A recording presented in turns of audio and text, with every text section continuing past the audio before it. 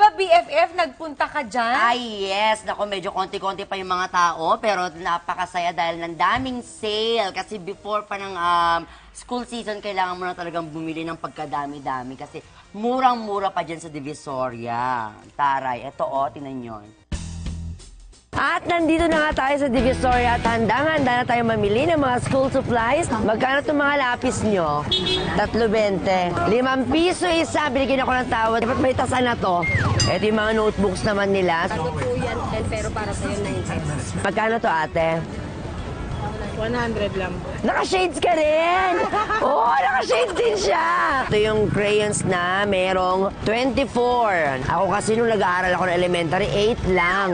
SRP nila dito, 75 pesos. Nakatawad tayo ng 15 pesos. Eto, kita mo naman, laki-laki ng ballpen nila. Gagamitin ng grade 1. Yung regular na ballpen ninyo, ate, 5 pesos. Siyempre, pag bumili kayo, humingi kayo ng discount. Thank you! Salamat, ate. Thank you very much. Si Charis, friend ni ano.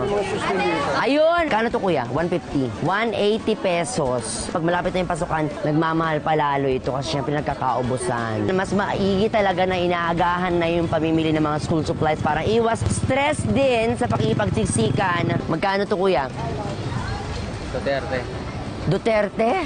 Ah, 230. Ay, 180 yung sa polo nila dito. At yan na nga, in less than 3 hours na kumpleto ko na halos ang aking shopping list para sa mga school supplies. Kaya ano pang inaantay nyo, pumunta na kayo dito sa Divisoria. Magpapabigay pa sila ng malaking discount para sa inyo, kagaya ng na-experience ko today. Ang dami kong sukli.